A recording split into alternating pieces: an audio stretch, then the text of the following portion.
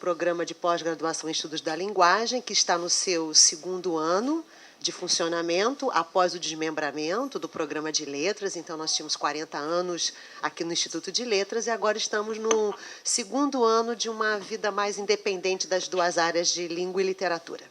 Então, eu estou, nesse momento, coordenando o Programa de Pós-Graduação em Estudos de Linguagem aqui da UF, e é com muito prazer que nós fomos convidados aqui nessa mesa de abertura para abrir os trabalhos dessa primeira jornada Linguagens na Sabercultura. E o prazer maior ainda em estar aqui nessa mesa com o professor Eduardo Kennedy, nosso chefe do Departamento de Ciência da Linguagem, e a professora Lúcia Teixeira, uma grande parceira nossa, já foi coordenadora desse programa, também na época de letras, e uma das grandes pesquisadoras que nós temos aqui na UF, na área de discurso. Bom dia, sejam todos muito bem-vindos à nossa casa UF e ao Instituto de Letras. Como chefe do Departamento de Ciência da Linguagem, queria primeiramente parabenizar o grupo de semiótica, o SED, aqui da UF, coordenado pela professora Lúcia Teixeira, que tem como integrantes a professora Silvia Maria, a professora Renata Mancini, a professora em estágio de pós-doutorado, Oriana Fulanetti, e dizer que o departamento fica muito feliz de ter no seu setor de linguística professores tão produtivos e atuantes. Desejo a todos os alunos e professores que participam do evento um bom dia de trabalho e bastante proveito dessa situação que a UF oferece para todos nós. Obrigado. Gente, bom dia. Eu também vou fazer coro aqui com o Eduardo. Para mim é uma grande alegria, né, estar aqui abrindo esse evento.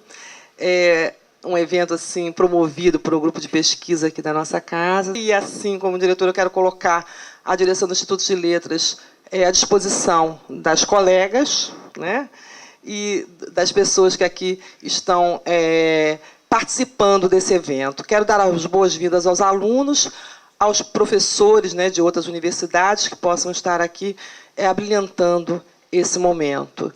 E dizer para vocês que eu espero também, assim como todos aqui na mesa, que vocês tenham um dia bastante proveitoso e que os trabalhos aqui desenvolvidos ecoem, né, para fora da universidade. Muito obrigada.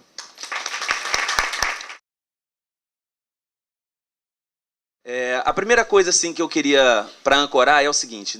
Dentro dos estudos das ciências da comunicação, a gente costuma pensar que a comunicação ela sempre foi pensada como sendo atrelada aos estudos de transporte e de comércio. A figura mitológica de Hermes era a figura do transporte, era o deus do transporte, da comunicação e do comércio. Mas, em geral, a gente pensa essas três áreas como sendo inseparáveis. Por exemplo, pensa que um veículo de comunicação, em geral, é um veículo de transporte de informações de um lugar A para um lugar B. Por exemplo, um cavalo é, obviamente, um veículo de transporte, mas é menos, obviamente, veículo de comunicação, porque ele facilita a comunicação entre duas cidades, por exemplo. Então, isso já é uma questão tradicional e a gente está falando já de uma materialidade da comunicação. Claro que a comunicação não estuda só a materialidade, ela parte da materialidade e vai em direção à imaterialidade. Quer dizer, aí na imaterialidade é que a gente vai pensar as relações de efeito de sentido, etc. Com relação a isso, a gente pode pensar que a modernidade ela não inventa a comunicação, ela inventa a mediação tecnológica, ou as formas de mediação tecnológica que vão, a partir de então, em grande parte, não totalmente, mas determinar formas de comunicação materialmente falando. E aí a gente pode pensar numa diferença entre história da comunicação em geral, que pode incluir suportes, incluir não suportes materiais, por exemplo, uma oralidade já pode ser estudada pela história da comunicação, mas a história dos meios de comunicação, a história das mídias, já vai pensar suportes. Então, você tem alguns marcos específicos a partir da materialidade da comunicação. As mídias têm a ver com a materialidade. Sempre lembrando que a gente vai tentar ultrapassar em direção à imaterialidade ou à produção de sentido, ou seja, das redes físicas para as redes imateriais ou simbólicas. A ideia da sociedade da informação, esse conceito surge ao que parece, na década de 70, a partir de um trabalho de um sociólogo chamado Daniel Bell, que vai, que eu saiba, cunhar esse termo sociedade da informação. E, na verdade, hoje a gente pensa isso a partir da ideia de que a gente é um planeta cada vez mais interconectado, em rede, né? Não que todo mundo esteja interconectado, mas há essa possibilidade em que várias partes do planeta hoje podem estar conectadas em rede. O computador, então, nesse sentido, e a gente já está chegando nele aqui na minha apresentação, o computador ele pode ser pensado como uma máquina que simula todas as máquinas. Na verdade, num computador você pode criar uma editora, criar um estúdio de música, você pode fazer um monte de trabalhos no computador, e isso, de certa forma, continua sendo a vitória do humano sobre a máquina. Ou, como dizia o Marx, a vitória do trabalho vivo sobre o trabalho morto, né? Que é a máquina, que é o aspecto mecânico. Nesse sentido, é claro que a máquina nunca vai determinar o trabalho do humano, é sempre ao contrário, é a gente que diz para o computador o que ele vai fazer. Sobre a computação e as telecomunicações, o que eu trouxe aqui, resumidamente, para dizer é o seguinte, eu diria que a história da internet ela aparece numa convergência entre duas histórias que até então poderiam ser pensadas separadamente. A história da internet ela depende de uma convergência entre as histórias da telefonia e a história do computador. Essas histórias surgem separadamente, mas quando elas se integram, a gente pode pensar a base material da internet a partir daí, o cruzamento dessas duas histórias, da computação e das telecomunicações.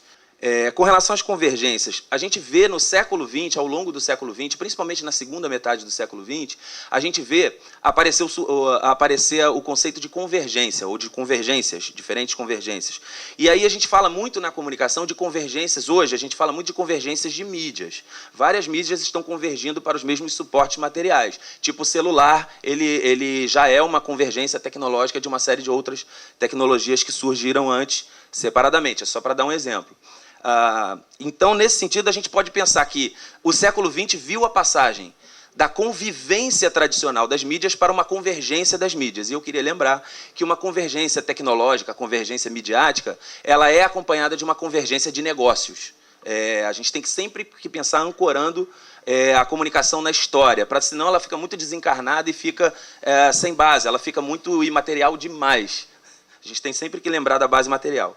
Então, a ideia da compressão tecnológica, a compressão que eu estou falando é assim, por exemplo, a descoberta de que o silício, que é um material, que é o principal mineral da areia da praia, o silício vai ser a base material para formar o chip, e isso vai ajudar a comprimir tecnologicamente, diminuir o tamanho dos equipamentos, o que facilita a difusão, a democratização desses equipamentos, a facilitação do uso. Depois, mais à frente, tem a questão da interface, que já é um resultado bem mais à frente disso, né? Com relação ao imaginário tecnológico, vou dar uma resumida muito rápida aqui. A gente, hoje, às vezes se pergunta, sobre os possíveis efeitos negativos da televisão, até pouco tempo atrás a gente se perguntava mais isso, e da internet, os efeitos nocivos da internet sobre os jovens, sobre as crianças, etc. Mas é engraçado que o Peter Burke, um historiador, e o Asa Briggs, eles escrevem um livro chamado Uma História Social da Mídia, e lá no meio desse livro tem uma hora que eles falam assim, olha, no século XVI as pessoas já se perguntavam sobre os possíveis efeitos nocivos da literatura e do teatro. Então, me parece que o medo de uma nova mídia, de um novo meio de difusão e armazenamento da informação e os efeitos disso, me parece que isso já permeia o imaginário tecnológico muito antes da gente falar de uma cibercultura. Né? Então, talvez a gente estivesse trazendo o mesmo medo sobre novos objetos de medo. Né? Então, o imaginário tecnológico tem um pouco a ver com isso. E eu queria mencionar muito rapidamente a ideia que surge, ao que me parece, no sociólogo português Hermínio Martins, no livro dele, Hegel, Texas, em que ele vai fazer uma diferença rápida, assim, que eu vou resumir aqui rapidamente, entre uma postura prometeica com relação à tecnologia e uma postura fáustica. A prometeica seria a postura mais tradicional, né? E ela seria mais ou menos assim, a prometeica. Uma postura tradicional de eu me posiciono diante das tecnologias da minha época, do meu tempo, com algum respeito aos limites humanos dessas tecnologias. Tem uma limitação nisso, que derivaria do mito de Prometeu. Depois, se for o caso, a gente explica mais à frente, na hora das perguntas, se alguém quiser saber mais, mas a ideia é que Prometeu rouba o fogo de Zeus, muito rapidamente, entrega aos homens, Zeus fica revoltado com isso, castiga Prometeu, mas aí tem uma limitação que esbarra no divino, esbarra na própria limitação do humano. O Hermínio Martins ele vai dizer que a gente estaria vivendo uma passagem para uma postura menos prometeica e mais fáustica, que teria a ver com a ideia do Fausto, que tem muitas explicações diferentes, várias narrativas contam ligeiramente diferente o que seria esse fáustico, mas a ideia do fáustico é que seria a ideia de ultrapassar os limites da natureza humana, ou seja, é quase como se fosse dizer, por exemplo, na cibercultura, o meu corpo é uma prisão e para eu me livrar das limitações do meu corpo, a tecnologia surge redimindo-me das limitações do meu corpo. É uma postura fáustica de perda, entre aspas, assim, digamos, do respeito pelas limitações do humano. Então, a gente estaria vivendo uma época fáustica de um imaginário tecnológico extremamente efusivo com relação às tecnologias, né? Com relação às palavras de ordem, eu pensei um tópico rapidíssimo para falar aqui que eu acho curioso, e a gente tem que pensar ele também ancorado na sociedade, que é o seguinte, pensar especificamente no Brasil. No Brasil, no início do século XX, a palavra de ordem era progresso. Claro, vinha lá do positivismo do século XIX. Em meados do século XX, no Brasil, a palavra de ordem era desenvolvimento.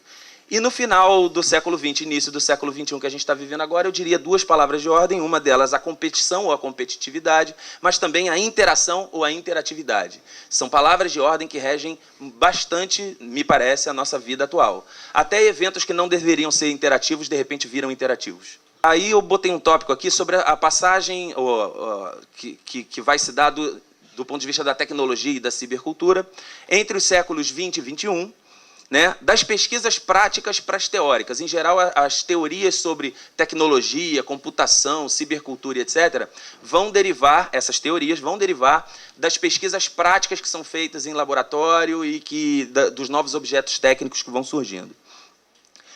Então, por exemplo, você tem... Eu não vou entrar muito em detalhes. Se alguém quiser, depois eu posso falar um pouco mais, mas eu vou ter que ser rápido aqui.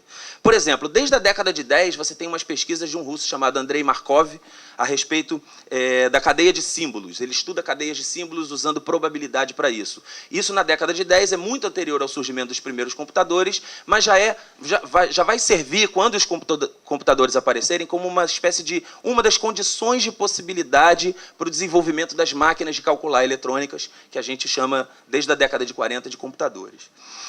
Né?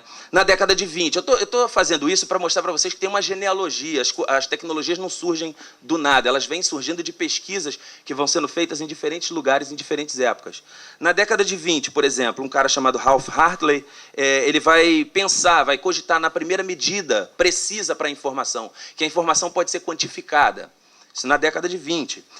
Isso é meio que tratado como sendo um ancestral do bit, que é aquele elemento mínimo da linguagem computacional. Nos anos 30, dois caras, o Alan Turing e o John von Neumann, eu não sei como é que fala o nome dele, se alguém quiser me corrigir, eu não sei. John von Neumann ou Neumann, eles vão pensar na ideia e vão chamar aquela máquina que hoje a gente vai chamar de computador, esse último ancestral antes do computador com esse nome, eles vão chamar de máquina de calcular eletrônica nos anos 30. Né?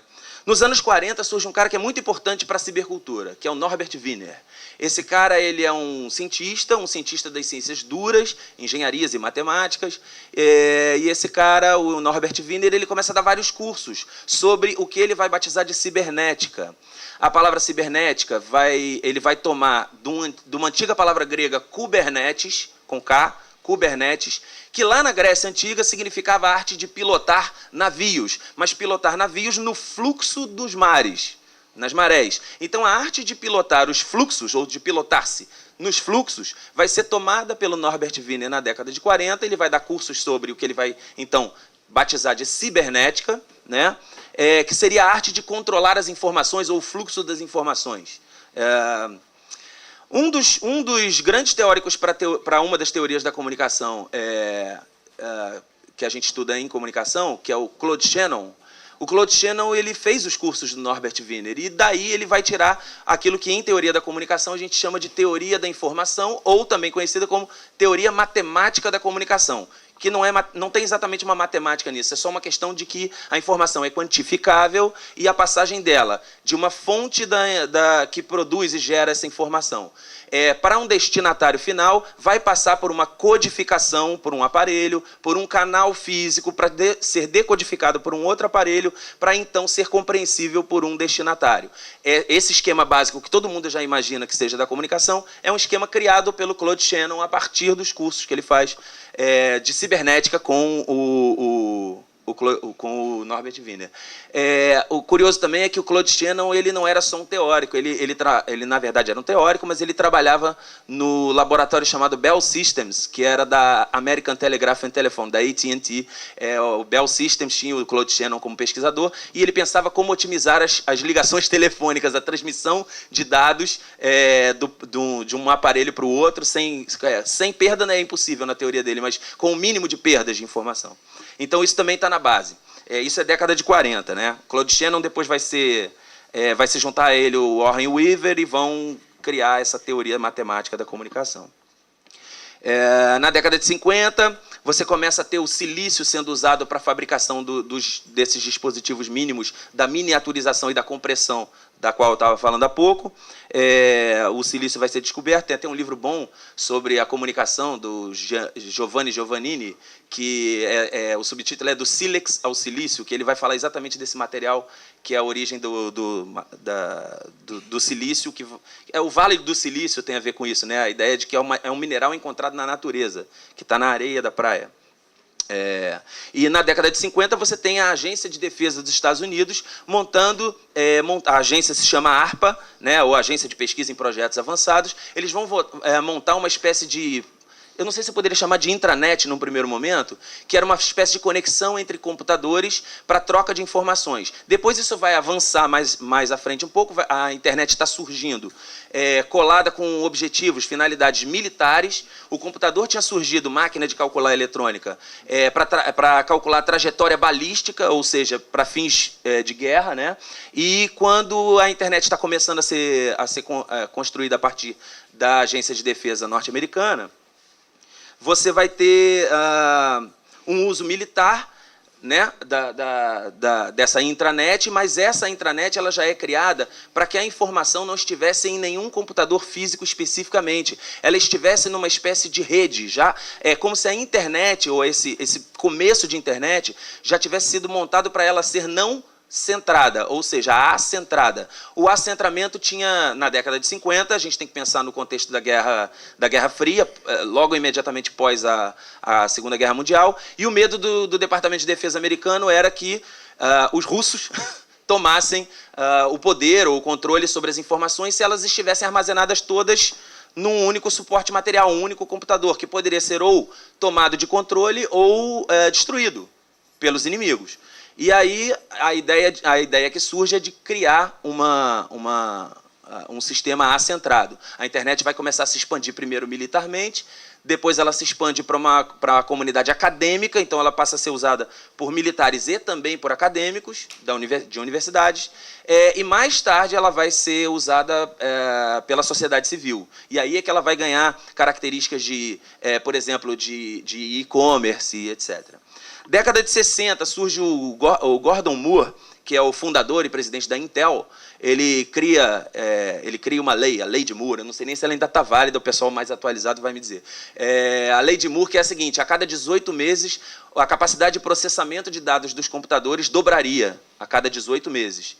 Me parece que, pelo menos até pouco tempo atrás, eu acho que isso era bastante razoável, e essa Lei de Moore, criada na década de 60, digamos assim, ela tem base empírica. Os estudos sobre cibercultura, eles hoje estão resgatando estudos sobre a filosofia da técnica. Por exemplo, o Oswald Spengler, de 1931, O Homem e a Técnica, que vai pensar a técnica como um instrumento de lidar com o ambiente em torno. André Leroi-Gourhan. Leroi-Gourhan vai pensar que o objeto técnico, ao eu manipular os objetos técnicos e ver o que eu estou fazendo, isso serviria como estímulo para o cérebro, o que vai produzindo novas conexões e novas sinapses e novas possibilidades de desenvolvimento cerebral, ou seja, cognitivo. Ortega y Gasset, pensando que a tecnologia ela me promete tanto o rompimento dos limites humanos, que chega um momento em que a gente fica atordoado e vai buscar na tecnologia novas religiosidades, assim, uma espécie de tecnognose, como diz o Eric Felinto lá da UERJ, tecnognoses, assim, né, novas crenças quase que místicas no poder da tecnologia e dos computadores. O Gaston Bachelard, que é um filósofo da ciência e da técnica, pensando que a técnica e o objeto técnico são a materialização de teorias ou de ideias. Heidegger, num artigo maravilhoso chamado A Questão da Técnica, em que ele vai dizer que o problema da técnica não é a técnica em si, a gente não tem que demonizar a técnica. Ele diz isso lá no texto. Apesar de que muita gente pensa o Heidegger como sendo um cara que demonizou a técnica. No texto dele, ele diz não há uma demonia da técnica. Ele diz assim, a técnica ela só não é pensada. A gente mergulha na imanência dos objetos técnicos, a gente se deixa mergulhar na imanência dos objetos técnicos, só que a gente não transcende para pensá-los. Então a gente esqueceu de se perguntar sobre a essência da técnica. A questão dele é essa, é a essência da técnica. O Pierre Levy, de uma maneira integrada, um entusiasta das novas tecnologias. O Jean Baudrillard está mais para um apocalíptico, um sujeito que vai criticar as novas tecnologias, o mundo dos simulacros e da simulação.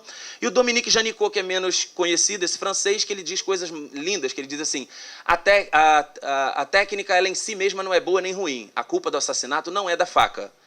Por quê? E nesse sentido, ela seria neutra. Por quê? Depende do uso que se faz dela. Por outro lado, o Janicot é brilhante quando ele diz, mas a invenção da faca modificou, reconfigurou e até ampliou as potências do assassinato. Então, de certa maneira, o que um objeto técnico novo, o que ele faz com a gente? Ele amplia a nossa capacidade, ele modifica a nossa capacidade de abordar o real. Janicot fala disso.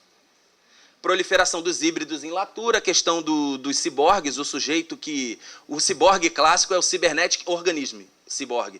O ciborgue clássico é aquele sujeito que é mistura de natureza com artifício, né? Então, assim, não é só o sujeito que tem uma perna mecânica, não é só o sujeito que tem um coração mecânico, tipo marca-passo. Se o sujeito não tivesse marca-passo, ele estava morto. Esse sujeito é 100% biológico, ele também é máquina. Ele é um ciborgue. Donna Haraway é a estudiosa dos ciborgues, que o Bruno Latour chama de proliferação de híbridos, os híbridos entre máquina e homem, né? Homem-máquina, etc. Né? Mas veja, se você come comida com código de barras, você já é um ciborgue. Eu estou brincando aqui, usando um pouquinho a Donna Haraway. Então, o ciborgue, você usa óculos. O óculos é um prolongamento da capacidade de enxergar. É uma espécie de bengala do olho.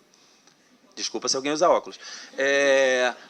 Promessas e ameaças do imaginário tecnológico, eu vou remeter de novo rapidamente ao Hermínio Martins, que tem esse estudo sobre um pensamento sociológico sobre a tecnologia. Margaret Wertheim, com o livro Uma História do Espaço, de Dante à Internet. Ela trabalha também com essa ideia de um imaginário tecnológico, como é que a gente deposita na tecnologia uma série de crenças e de esperanças, digamos assim, que tem a ver com as promessas, mais do que com as ameaças. Tá? O Eric Felinto, da UERJ, que é um grande pesquisador da teoria da cibercultura também, ele está nessa linha do imaginário tecnológico, pensando a tecnognose. Um dos últimos livros dele chama Religião das Máquinas. Então, é uma referência que eu queria passar para vocês. A Paula Sibilha, aqui da UF, do Estudos de Mídia, ela estudou o homem pós-orgânico, essa ideia dos híbridos, e ela estuda de um ponto de vista crítico, como o Eric Felinto, Margaret Wertheim. E o Francisco Rudiger tem um livrinho chamado Introdução às Teorias da Cibercultura, em que ele trabalha um pouco com esse fáustico e o prometeico, né? O prometeico dando lugar ao fáustico. E o meu último ponto, só mais um, esse é o último ponto. Questões ontológicas e políticas, eu botei ali de Spinoza a Foucault. Basicamente é o seguinte, no século XVII, um filósofo chamado Baruch Spinoza, ou Bento de Spinoza, ele se perguntava assim, não sabemos o que um corpo humano é capaz, do que um corpo humano é capaz. A gente não sabe do que um corpo humano é capaz. Na cibercultura, a gente não sabe do que um corpo humano é capaz, a gente não sabe do que o cérebro humano e a cognição é capaz.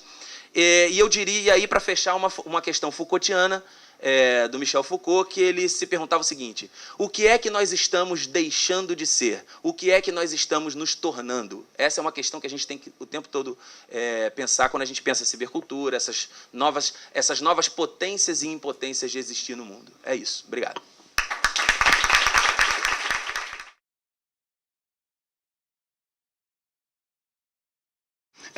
A fala que eu vou trazer para vocês hoje é resultado de uma pesquisa que eu fiz sobre inteligência artificial, relacionando isso com a comunicação e pensando na mediação, né, que a inteligência artificial pode vir a trazer para a gente.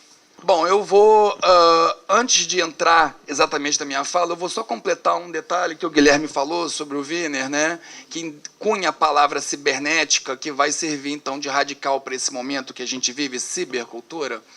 E uma das proposições que o Wiener faz, porque ele desenvolve um estudo teórico muito grande e muito profundo, inclusive ele não se restringe só às questões técnicas das ciências duras ou naturais, engenharia, matemática, física e tal.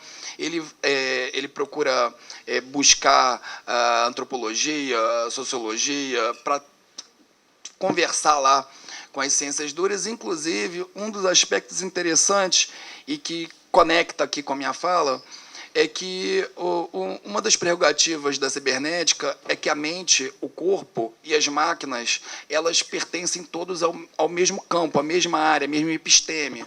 Enfim, que o mesmo modelo de funcionamento da mente seria o modelo de funcionamento do corpo e das máquinas. E quando a gente está falando das máquinas, o Wiener está falando justamente da calculadora elétrica, das máquinas a vapor, né, que tem um funcionamento que acontece a partir de inputs, outputs, né, e a ideia de que todas essas coisas estão no mesmo campo, no mesmo lugar, permite que você, inclusive, intercambie uma coisa e a outra e possibilite a ideia do ciborgue, que o Guilherme falou também. Então, pensar um pouco em cibercultura é pensar um pouco em mente, corpo e máquinas estando no mesmo lugar. Aí eu vou pensar como é que as máquinas brincam com a mente e com o corpo. Vou falar dos nobots. O que é um nobot, né? Um robô de conhecimento. Seria também chamados de robôs de conversação, né? Que são mecanismos que utilizam sistemas técnicos informáticos super complexos que permitem simular a conversa, né, com a máquina.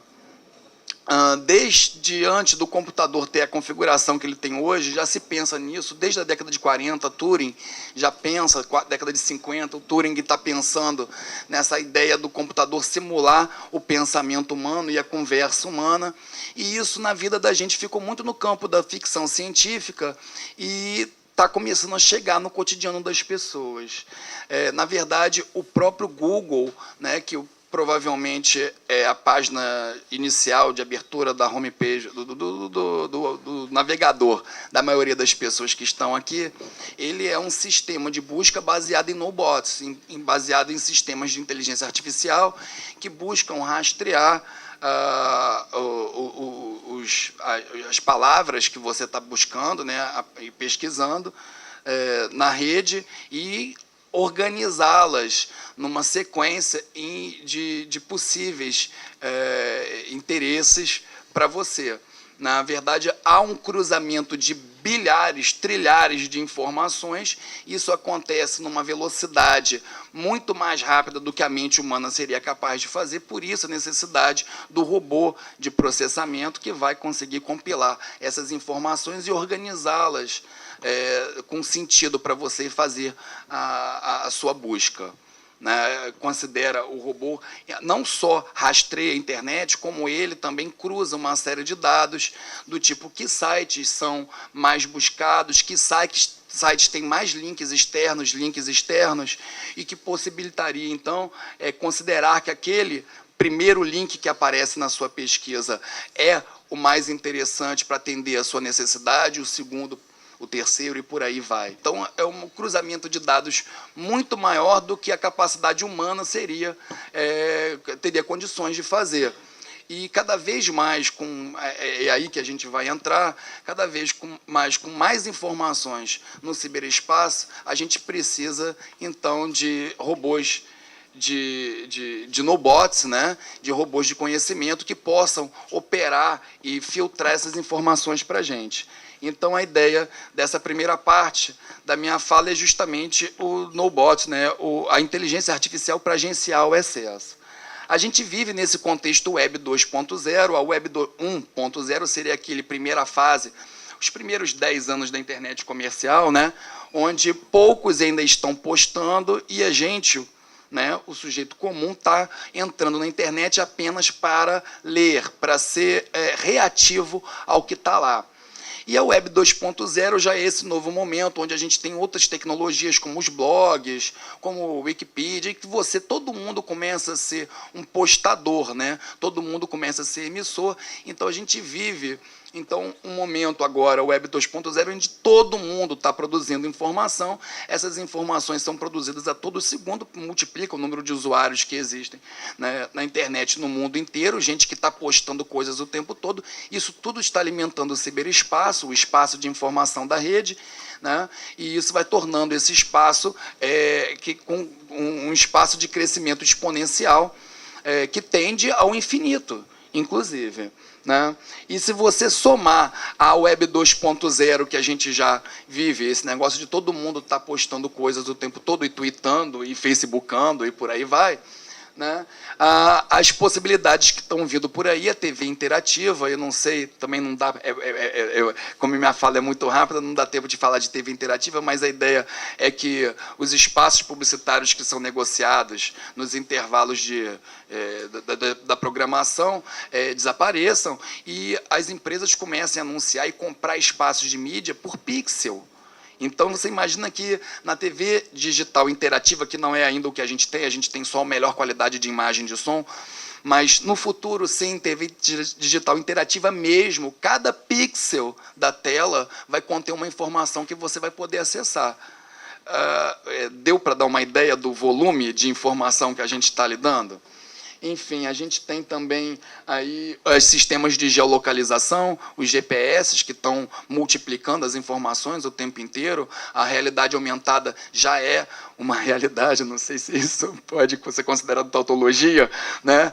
Mas a realidade aumentada, você hoje pega o seu celular com um software bobo que você baixou gratuitamente lá de uma loja qualquer da internet, você pega o seu celular e aponta para qualquer coisa e amplia as informações daquela coisa, e a qualquer um que está ali pode entrar na rede social e ampliar as informações que estão ali. Por exemplo, um restaurante, eu aponto para o restaurante e vejo as estrelinhas que as pessoas que passaram antes de mim deram para aquele restaurante, e aí eu vou lá, como no restaurante, sigo uma dica que alguém antes deu ali, e depois eu vou e comento também, contribuo com as estrelinhas. Isso aí é infindável, né? Housekeepers, que são sistemas que facilitam o cotidiano e filtram as informações, e sem contar com as câmeras de vigilância que estão aí, agora não reativas, né, que a câmera sempre ela pôde apenas registrar o ocorrido para servir posteriormente, né, se necessário. Agora, as câmeras de vigilância estão começando a usar sistemas de reconhecimento de face. Isso já tem até alguns modelos que podem ser baixados gratuitamente na internet e você experimentar na sua webcam, né?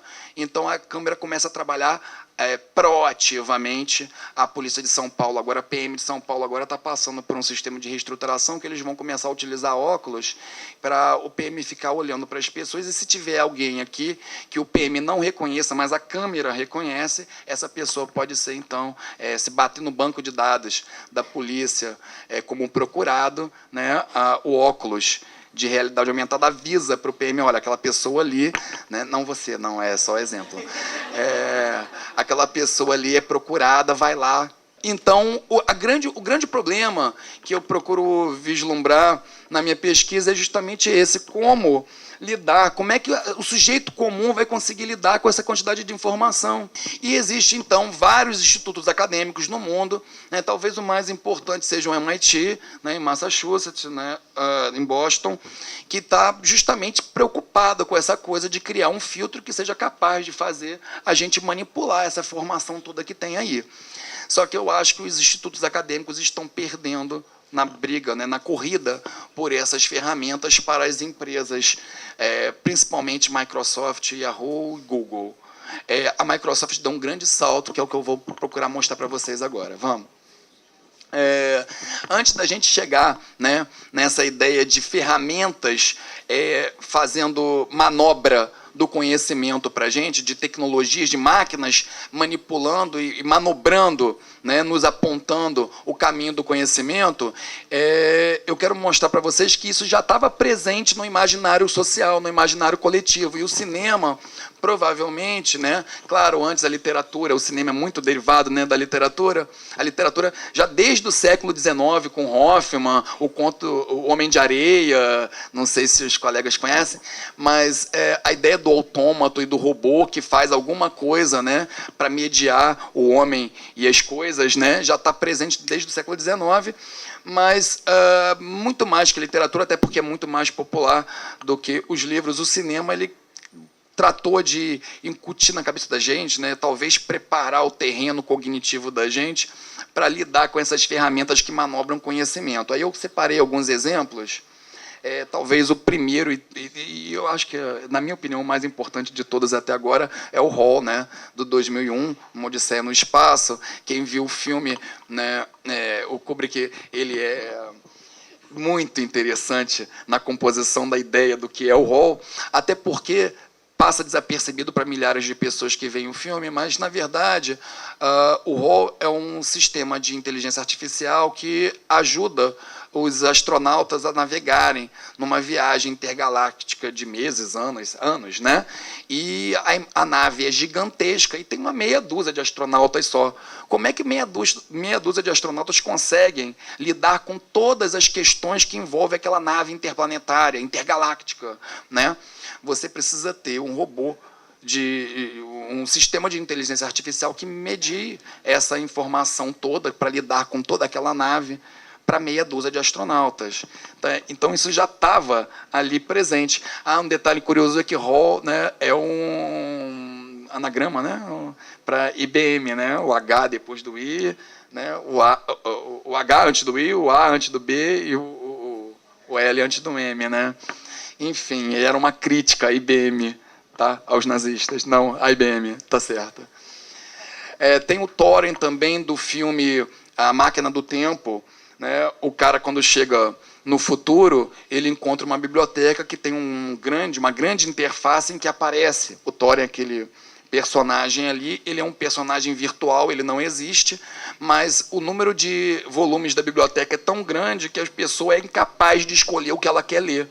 Então, o Thorin faz essa mediação. O que você conversa com o usuário da biblioteca, né, com o leitor virtual, e começa a dizer qual é o interesse dele para o Thorin filtrar que tipo de livro, então, que ele deve ler. E tem também no filme Inteligência Artificial, esse mais popular de todos, né, quando o robozinho está querendo procurar a fada azul, ele recorre, então, ao pai do conhecimento lá da cidade visionária do futuro do Steven Spielberg, que é o Dr. Now, né, que é o senhor do conhecimento, né, tudo ele sabe. E as informações são tantas que é necessário que haja filtragem dessa informação, e aquele personagem, então, ali, que é o Dr. Now, que tem uma cara meio de Einstein, né? Se Guilherme Neri deixar o cabelo crescer, vai ficar assim também. Enfim, e um óculosinho, pronto, Guilherme Neri, que é capaz de sintetizar 18 mil citações em meia hora. Vamos lá. Enfim, aquilo tudo ali está no campo da ficção científica, mas a Ida Turkman, que é uma pesquisadora aqui da UFRJ, foi nossa professora, né, Emanuel? Ela já diz, né, na sua reflexão teórica, que a ciência tende a desatualizar a ficção científica. Né? A ficção científica está toda hora sendo desatualizada pela ciência. Vamos mostrar, então, que avanços que a gente está tendo nessa área. Vamos lá? Eu trouxe um vídeo para mostrar para vocês uma iniciativa do projeto Natal da Microsoft. Rapidamente falando, a Microsoft começou a ficar preocupada, perdendo muito terreno para outras empresas de tecnologia, prioritariamente o Google, e ela montou uma equipe que ficou conhecida como Projeto Natal, que desenvolve tecnologias de ponta para diversas áreas. Isso chegou ao videogame, ao periférico do videogame Xbox 360, que é o Kinect, que é um sistema de rastreamento de movimento.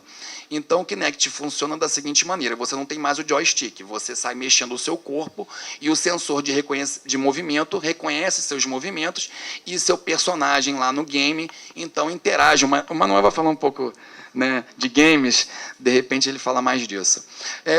Não estou preocupado com Xbox, nem com Kinect enquanto videogame, estou preocupado enquanto possibilidade de reconhecimento, não só de movimentos, mas reconhecimento de voz. Dentro desse projeto Natal, existe um projeto chamado Mile. Mile seria um jovem, um menino virtual, que é um robô que é todo configurado para ter todas as reações humanas possíveis, desde as suas expressões faciais, piscadelas de olho, simulação de respiração, até, por causa do sensor de movimento do Kinect, acompanhar os seus movimentos e interagir com você.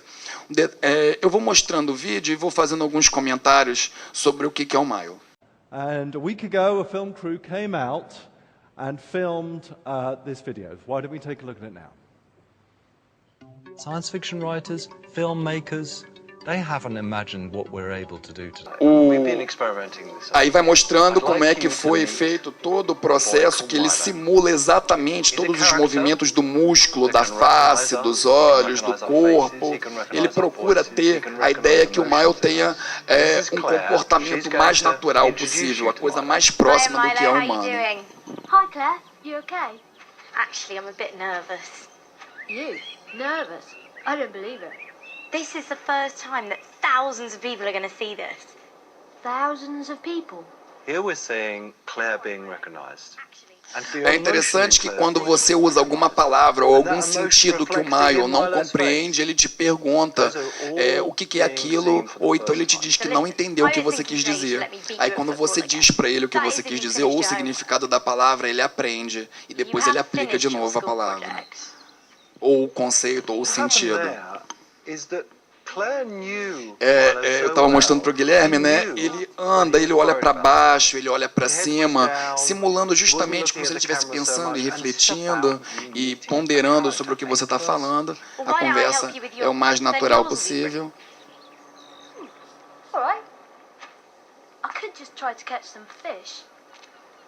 É claro que também você é proativo sobre a personalidade do Mile. Você pode dizer se ele vai ser mais objetivo, se ele vai ser mais prolixo, se ele vai falar mais, se ele vai falar menos, se ele vai ser mais bem-humorado ou se ele vai ser mais seco. Ou seja, a gente está falando de uma coisa, uma máquina se aproximar muito daquilo. Então, o Mile é um robô de conhecimento, é um non-bot, né? Então, ele é capaz de mediar tecnologicamente a nossa fala, né? Inclusive com outros. Então, a grande questão do Mile é que estão em jogo diversos grandes questionamentos da cibercultura, né? O Guilherme tratou de colocar alguns, trazer para a gente aqui alguns desses questionamentos, né? Mas o imaginário tecnológico contemporâneo está sendo sacudido por essas possibilidades. A gente tem a relação do corpo com a tecnologia, né? O que difere o corpo da máquina, a mente do corpo, a mente da máquina, e por aí vai. A ideia de ciborgue também, né? O Mile, talvez, né, o Mile é um experimento. Talvez no futuro cada um de nós possa criar o nosso próprio Mile. E aí eu vou poder ter um robô de conhecimento que eu vou chamar de Sandro ou de Sflansky, sei lá, vou dar o nome que eu quiser dar para ele, e ele pode manifestar o que eu quiser da minha personalidade, de repente aquilo que eu queria ser ou aquilo que eu reconheço que eu sou. E ele vai ser, então, capaz de operar coisas para mim que vão ampliar a minha capacidade de compreensão das coisas. Ele talvez seja um duplo digital, um duplo virtual de quem eu sou, que estende a minha capacidade e faz com que, através dele, eu opere coisas virtuais, coisas digitais que estão armazenadas no ciberespaço. Mas uma questão particularmente grande, eu acho, que é a questão da mediação tecnológica, né? E a questão da interatividade. Os pesquisadores nessa área, no Brasil e no mundo, têm discutido a questão da interatividade sobre um ângulo da comunicação social. Do tipo, a gente não pode ter interatividade com a máquina porque a máquina não é fim, a máquina é meio. A comunicação social implica gente de um lado e gente do outro. A máquina é apenas meio, então há interatividade quando há pessoas nas pontas estabelecendo diálogos. Quando não há pessoas nas pontas estabelecendo diálogo, não há interatividade, há apenas um falseamento da interatividade ou uma simulação da interatividade. Vamos lá? Enfim, embora a ideia de interatividade seja uma ideia promíscua, né? Todo mundo hoje usa, tudo é interativo, hoje qualquer coisa é interativo, virou adjetivo qualificativo de qualquer coisa, passa na mão de muita gente, mas não só o marketing, a publicidade, as empresas têm usado muito essa ideia de interatividade, mas a academia está meio que seguindo por essa mesma onda e todo mundo está meio que festejando demais, tudo ser interativo, e acho que a gente tem que olhar as coisas com mais calma. Mais reflexões sobre a interação homem-máquina. Então, a minha pesquisa então caminha para uma ideia, né, de confrontar esse pensamento contemporâneo da comunicação social de que a máquina é só meio. Eu acredito particularmente que a máquina pode ser fim também. Acho que as relações hoje não são só humanas, não só entre humanos e humanos. Acho que nunca foram, avança um pouquinho, né? A gente sempre teve objetos. Eu tenho uma amiga que ela tem uma almofada chamada Afonso, não é Afonso, a almofada da Maria Alice? É uma almofada que ela deu para a filha, e tudo o Afonso é chamado toda hora para a história da filha da Maria Alice. E aí a Maria Alice foi participar de um congresso com a gente em Caxias do Sul, ia ficar 5 dias longe da filha, então ela trouxe o Afonso junto. E ela conversava com o Afonso. A filha deu, né? Mãe, leva o Afonso para ele te fazer companhia, para você não dormir sozinha. É o Wilson do Náufrago. Na verdade, desde sempre, o ser humano tentou transferir valor humano para as coisas. Agora, então, que as coisas conseguem criar uma sensação de diálogo pleno, como o Maio consegue fazer, né? Eu acho que não é difícil a gente imaginar o sujeito estar se sentindo solitário em casa e ligar a televisão, ligar lá o Kinect, ou entrar na internet, ou usar qualquer dispositivo tecnológico para conversar com o seu Maio, né? Para falar: oi, tudo bem? Estou pensando nisso assim, assim, assado e tal, e conversar calorosamente com o seu Nobot, com o seu robô de conhecimento. Enfim, eu, na minha pesquisa, pleiteio, então, o ensejo de uma classificação de interação entre o humano e o maquínico que leva em consideração esse caráter performático, que talvez, realmente, eu não quero, em momento nenhum, dizer que o Maio é gente, eu não quero, de momento nenhum, dizer que ele pensa como o humano pensa. Eu tenho certeza, inclusive, que vai faltar para o Maio experiências, vai faltar para o Maio cultura, né? Aquela coisa que constrói a subjetividade humana. Ele nunca vai ter isso, mas ele consegue forjar isso, ele consegue simular isso, ele consegue comparecer, né, junto das afetividades humanas. E, na medida que ele consegue comparecer nas afetividades humanas, e isso, ele representar para mim alguém com quem eu troco qualquer coisa, eu posso, sim, pensar nele como fim, não só como meio. Na verdade, eu acho que a grande questão não é nem você ter uma visão utópica do tipo: o Maio vai me salvar, vai suprir todas as minhas carências, nem o Maio vai fazer com que o mundo acabe. Não é a gente não tem que se posicionar criticamente diante desses fenômenos de maneira utópica nem distópica. A gente tem que compreender que essas são coisas que estão comparecendo e transformando o nosso jeito de viver, o nosso jeito de pensar, o nosso jeito de interagir. Enfim, eu acho que a gente tem que pensar em positividades e negatividades, mas não querer imaginar que o mundo está perdido. O Maio, eu imagino que algumas pessoas vão querer casar com o Maio, né? Não, eu vou me casar com o Maio, eu vou deixar minha herança para o Maio, sei lá, né? E aí, de repente, ele vai aprender a lidar com dinheiro. Mas eu tenho certeza, sim, que de repente, uma empresa não precisa mais fazer publicidade para você. Ela pode fazer publicidade para o Maio, e o Maio dizer para você que tem um produto legal sendo vendido por determinada loja. Ou então, a gente, na hora que todas as emissoras de televisão do mundo colocam seus conteúdos online, a gente logo, logo vai poder, pela internet, assistir a 5.000 canais. Como é que seria o livro de programação, né, da programação dessa hora, desse momento, né, para 5.000 canais. Seria uma bíblia para de meia e meia hora. Você não teria como agenciar essa quantidade de informação. Mas o Maio, como te conhece e sabe coisas da sua personalidade e aprende coisas sobre você, pode virar para você e dizer, olha, Sandro, está passando no canal 5.832 uma luta, e como você gosta muito de boxe, de repente você vai querer ver isso. Ou não, como você também gosta muito de falar sobre cibercultura, o Guilherme Neri está dando uma palestra que está sendo exibida agora na Inter TV, no canal 12, você pode querer ver isso também. Né? Então, a gente tem que pensar que, talvez, a gente tem que refletir, isso é bom, isso é ruim, isso está na ordem do dia, mas, com certeza, fazendo parte cada vez mais do nosso cotidiano. É isso aí que eu vim trazer para vocês.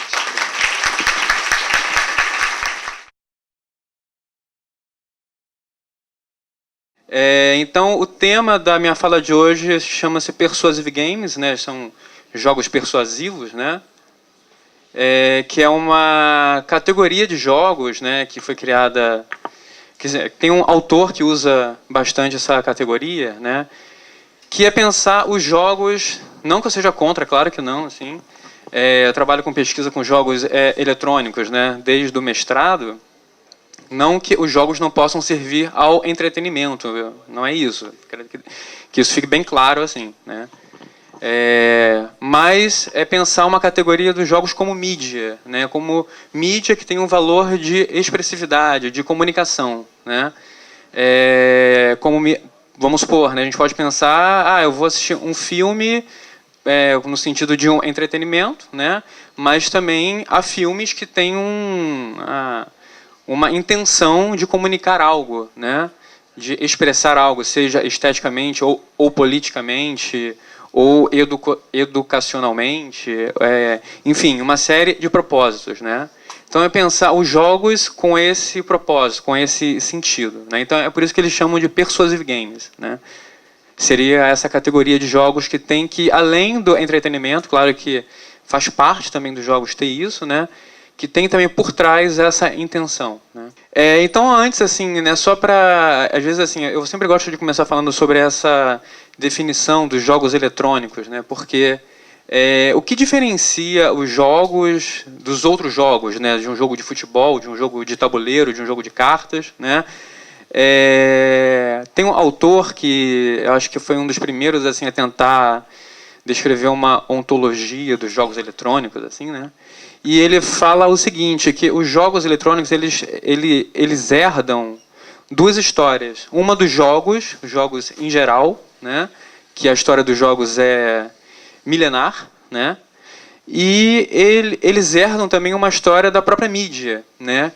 Então ele faz essa separação, né? Que os jogos, eles são compostos por dois elementos principais. O primeiro ele chama de regras, né? Que é essa primeira parte que é herdada dos próprios jogos, né? Dos jogos de tabuleiro, de carta, se a gente for pensar em dominó, damas, etc., né? São jogos que a priori não teriam um elemento ficcional, né? Eu jogo um jogo de damas, são peças que se movimentam, eu tenho que seguir uma série de regras para vencer aquele jogo, né?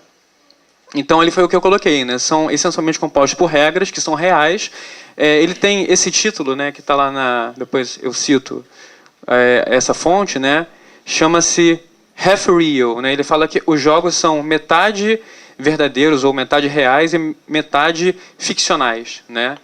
Então, essa primeira parte das regras seria a parte verdadeira, a parte como que mais concreta dos jogos, né? Mais real, entre aspas, né?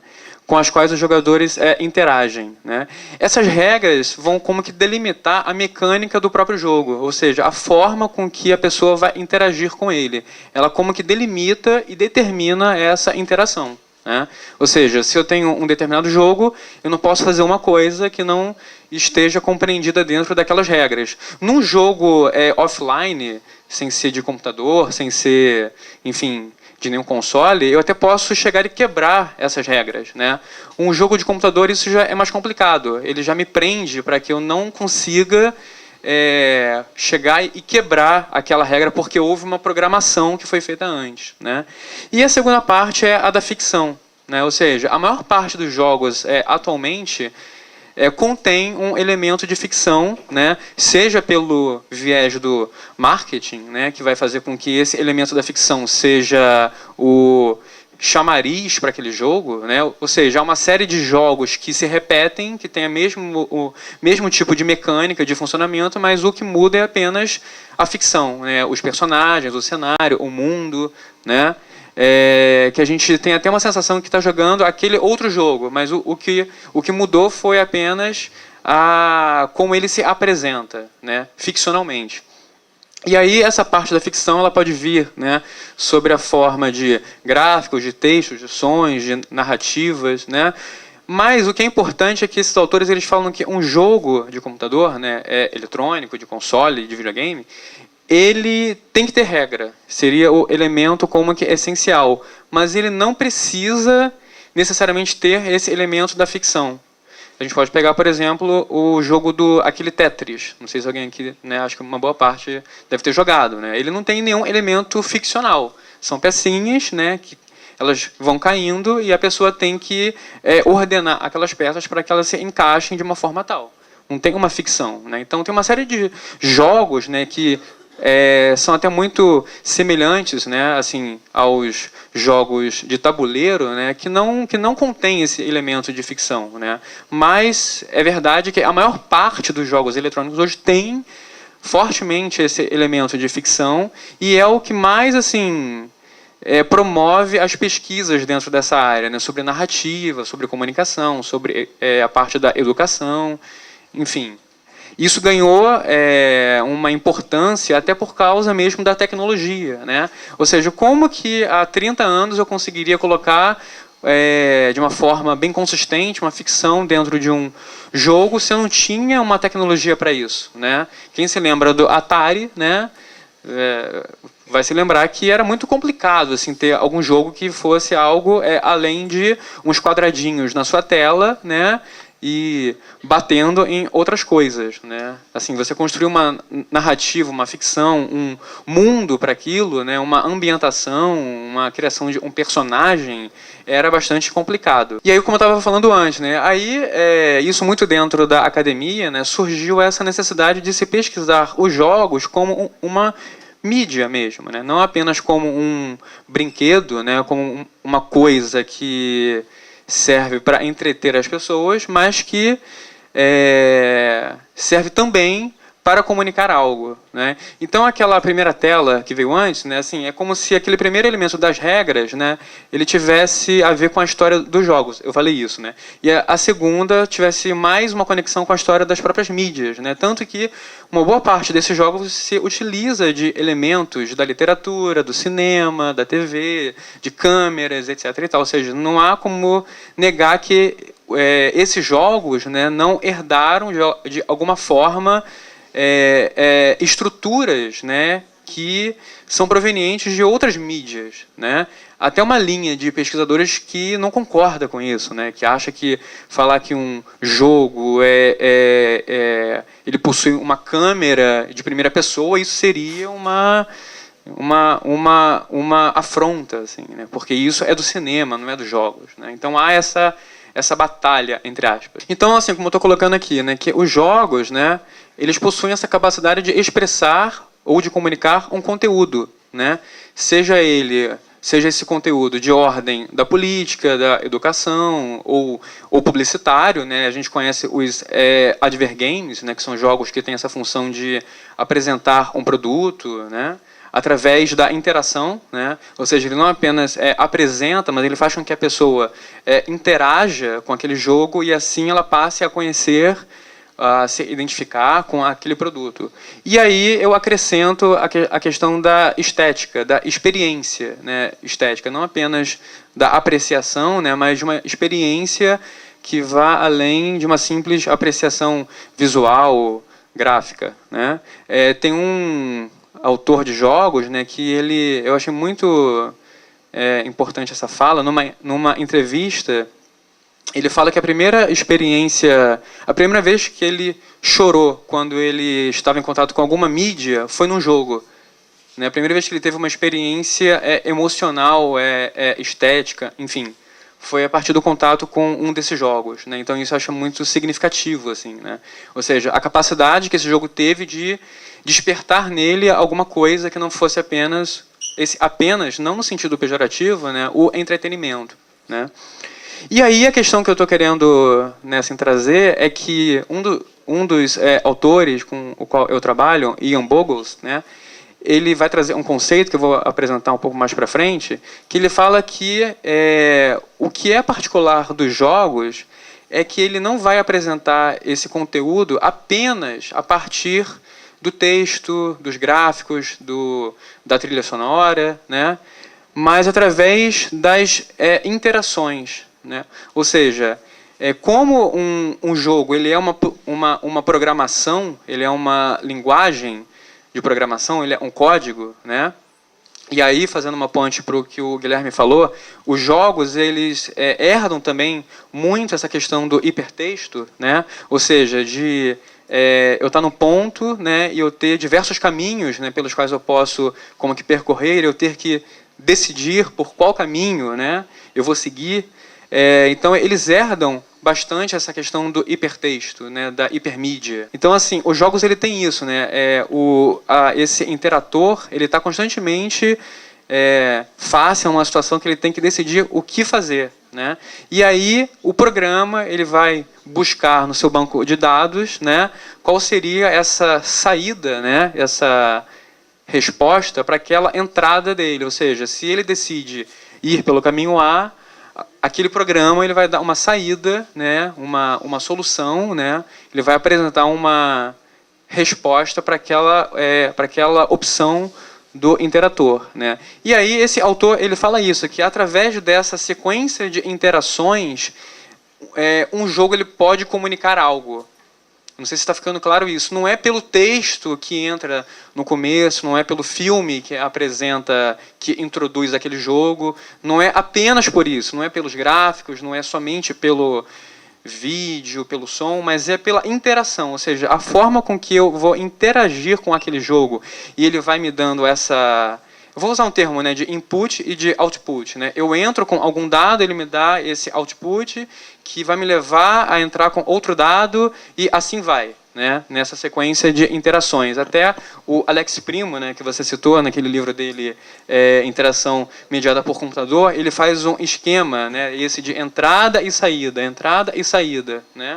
Então seria isso, ou seja, esse output, ele faz com que eu tome uma outra decisão e assim por diante, e essa sequência de interações pode me comunicar algo. E aí, mas para falar sobre isso, eu queria antes trazer esse conceito de agenciamento, que é um conceito que eu sei que é muito complexo de se tratar, porque esse conceito ele é tratado por vários autores e filósofos. Estou pegando esse termo da Janet Murray, que é uma autora que trabalha com essa questão do cibertexto, do texto interativo, E no conceito dela, e que é até citado pelo Arlindo Machado, ela usa esse termo de agenciamento, ela fala de agency, que seria isso, seria a sensação experimentada por um interator de que uma ação significante é o resultado de uma decisão sua, dele ou de uma escolha. Ou seja, esse caminho que ele escolhe durante uma sessão de jogo, ele vai ter uma consequência, ele vai ter uma ação dentro daquele jogo. E aí o hipertexto também é isso. Ou seja, se você clica lá no link e ele não te dá esse feedback, há uma quebra desse, segundo ela, há uma quebra desse agenciamento. E aí o Arlindo Machado, ele, no paper dele, ele trata dessa questão do agenciamento e ele fala isso, é experimentar um evento como seu agente, como aquele que age dentro do evento e como elemento em função do qual o próprio evento acontece. Ou seja, há essa necessidade do interator, que é a própria fala dele na terceira linha. Ele fala que nos games a intervenção do interator é uma exigência e que sem ela não há acontecimento. E aí eu quero falar isso com bastante cuidado, né? Eu estou até numa orientação, orientando uma aluna de cinema, e essa questão da interatividade dentro das mídias é uma coisa que pode ferir algumas pessoas, né? Você falar que o cinema não é algo interativo, né? Aquelas pessoas mais, não sei, elas podem se sentir, falar assim, não, claro que é, porque é uma série de interações mentais que eu faço, a literatura é interativa, enfim. Mas há uma diversidade de autores que vão colocar níveis de interação, né? Não nível no sentido de julgamento de valor, né? Mas assim, por exemplo, eu tenho um autor chamado Espen Aarseth, né, que ele fala que nessas outras mídias, né, na literatura, no cinema, né, ele chama de que ele fala que o interator ele usa um esforço, que ele usa esse termo extranoemático, que seria um esforço simples, né, de passar de uma página, de você sentar e ver e assistir, né, aquele filme. Mas vamos supor, né, mais uma vez pegando essa questão do cinema, né, por mais que a pessoa não faça nada, que ela sente diante de uma tela, o filme ele acontece. Se uma pessoa dá play, é o mesmo filme, isso, e não há uma alteração das variáveis, né? Agora, num jogo, se a pessoa senta e não faz nada, ele não anda, ele não se desenvolve, não acontece, né? Vai ficar parado. E é até uma coisa que é interessante, uma brincadeira que alguns jogos têm feito de um tempo para cá, é fazer com que o personagem ele comece a demonstrar coisas, como assim, você para de fazer alguma coisa e ele começa a coçar a cabeça, a dormir, assim, dando uma sensação, te comunicando que você tem que fazer algo para que a história, que aquele jogo se desenvolva, né? Então, assim, a questão que ele coloca, e assim, eu achei interessante que ele é um professor da área de cinema, e ele fala isso sem nenhum medo, né? Ele fala isso, né? Que nos games, né, essa interação, essa intervenção, ela é uma coisa que se faz como que necessária, né? Que sem ela não há o acontecimento, não há esse desenrolar, né, daquela mídia. E aí o Ian Bogost, né, que é esse autor com o qual eu estou trabalhando, um dos, né, ele cria esse termo chamado de retórica procedimental, né? Seria uma forma de... Aí, essa aqui é uma citação dele, né? Foi uma tradução minha, né? Seria a arte da persuasão através de representações baseadas em regras e interações, né? Ele diferencia esse tipo de retórica, né? Porque ele fala que, é isso que eu falei antes, né? Essa retórica, essa comunicação, essa persuasão, ela se dá pela interação, e não apenas pelo gráfico, pelo som, pelo vídeo, enfim, ou pelo texto, né? São essas interações que vão comunicar algo. E aí eu queria mostrar aqui dois vídeos, né, de dois jogos que são, assim... que são dois objetos que eu estou estudando, né, que são bem dentro dessa linha, né, que eles tentam, né, através da própria mecânica deles, das regras, né, ou seja, de como eu tenho que interagir com eles tentam comunicar algo, eles tentam fazer com que esse interator tenha alguma experiência que não seja apenas através dos gráficos, do som, né, da trilha sonora, enfim, do texto, mas que seja através da interação, ou seja, a partir do momento, e eu posso, e assim, eu falo por experiência própria, que eu tive essa experiência de ser comunicado, né, de ter uma comunicação por parte daquele jogo através do entendimento dessas regras e dessa interação.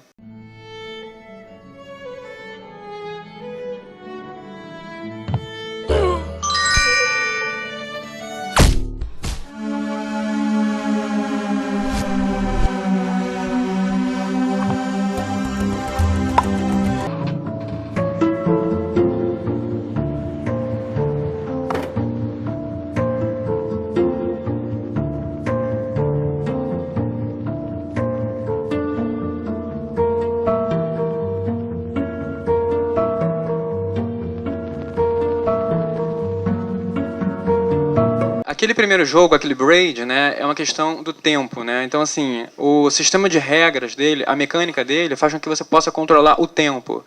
Então, você pode desfazer uma ação que você já tenha cometido, né? Você controla, não sei se vocês viram que tem uma hora que ele volta, né?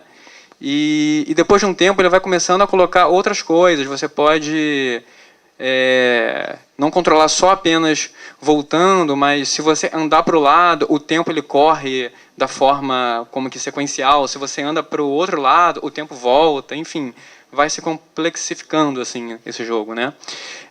E aí, num certo instante, parece que vem um clique assim que ele te comunica algo através disso, não através, claro, ele tem, aí que essa primeira questão que eu vou já falar, né? Ele tem uma parte que é textual, que nesse jogo é muito forte, assim. A trilha dele é forte, é um jogo assim que pelo imaginário, pelas imagens, né, que ele coloca, você tem que ir montando um quebra-cabeça e depois as imagens são meio sombrias, são meio bizarras no sentido assim, o que esse cara está buscando, né? O porquê que ele está em busca de quê? E esse quebra-cabeça ele vai como que apontando para isso. Mas o que faz a pessoa ter essa percepção é a própria mecânica dele, essa questão do controle do tempo. Não está em primeiro plano assim os textos, os gráficos, né? Essa mecânica é o que faria com que houvesse essa comunicação, né?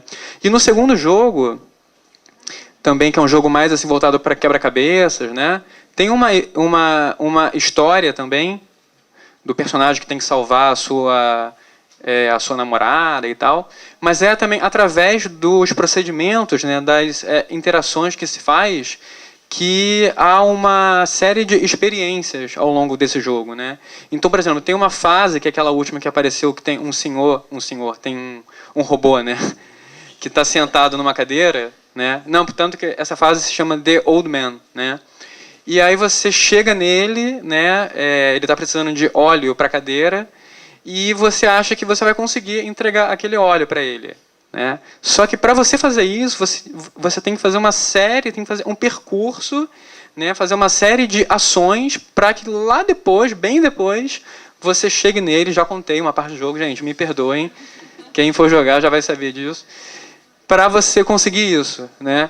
E assim, eu creio que a experiência que eu teria se eu apenas tivesse chegado ali naquela fase e entregado para ele o que ele queria, seria uma. Mas como eu tive que passar por uma série de outras interações, né, hiperlinks, né, para chegar naquele ponto, na hora que eu cheguei naquele ponto, me deu uma sensação de, assim, nossa, eu fiz algo bom. Pode parecer uma viagem, assim, mas foi uma sensação. Talvez uma sensação que alguém tenha quando vê um filme, que se sente bem, ou seja, aquilo houve uma experiência, que não foi uma experiência apenas de entretenimento, né? E não foi uma experiência que foi comunicada através de um texto daquele jogo, né? Foi uma experiência que foi comunicada porque eu tive que interagir com ele e fazer coisas que foram construindo, né, na minha mente aquela sequência de operações para que quando eu fosse para aquele ponto eu tivesse aquele insight, aquele sentimento, né? E aí, assim, há algumas questões que eu coloco, né? Porque esse autor, o Ian Bogost, né, ele fala que esses elementos eles estariam num segundo plano, né? Os textos, os gráficos, o visual, o som.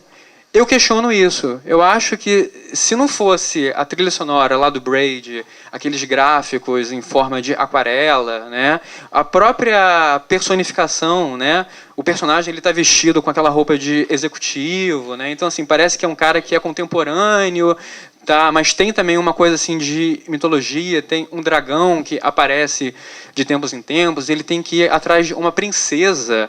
Pô, mas uma princesa com um cara vestido com aquele terno, né? Enfim. E até mesmo nesse outro jogo, no Maquinário, né, tem todo aquele visual steampunk, né? Aquela coisa meio assim, ao mesmo tempo que é futurista, nos remete a um passado, né, século XVIII, ali das máquinas, né? Enfim, será que se não fossem também esses elementos, né, que complementam essa interação, eu teria tido, as pessoas que jogam esses jogos, elas vão conseguir experimentar isso se não fosse esse suporte que esses elementos dão para aquele jogo, né? Então foi essa questão que eu estou colocando, né? Esses elementos, eles dão um suporte semântico para aquela experiência, né? Outra coisa, há uma intencionalidade, né, de quem está produzindo esses jogos, né? Eles querem que a pessoa chegue àquela sensação específica ou é uma coisa mais aberta, né, a várias experiências, né? E é possível ter um controle dessa experiência, né, desse resultado, né, de uma resposta, assim, eu quero fazer um jogo que comunique isso, e a pessoa ela vai ter que sentir isso naquela parte, né? Então, assim, são questões que fazem parte da minha pesquisa, que eu ainda não tenho nenhuma resposta definitiva, então, assim, né, a gente abre também aqui, né, para essas questões, né? Mas eu acho que são interessantes como, na hora que a gente pensa esse objeto, né, como uma mídia, né, assim como outras, né, que é capaz de comunicar coisas, que vão desde de conteúdos voltados para a política, para a educação, para a publicidade e para uma experiência, digamos, estética mesmo, né? Bom, então, primeiramente, em relação à questão dos jogos, que você falou que as regras é uma questão crucial dentro dos videogames, né? Que é algo assim bem relevante, porque num jogo comum de tabuleiro ou qualquer outro jogo que não seja eletrônico, você consegue mudar as regras. Então, assim, eu acho que diante da velocidade com que as coisas vêm acontecendo, se já se cogita, se já se pensa nessa possibilidade de você ter games onde o próprio usuário, né, o próprio jogador, consiga alterar essas regras, um programa que seja acessível para ele modificar as regras, ou conforme ele jogue, ou assim, ao final do jogo ele constate que algo ele queria que fosse modificado. Então, assim, é um comentário e ao mesmo tempo uma pergunta, se já existe essa desconstrução, né, dessa noção, se já se pensa nisso, se já existe esse tipo de jogo, de programa, esse tipo de estudo e de pesquisa, né, ao mesmo tempo que é um comentário e uma pergunta.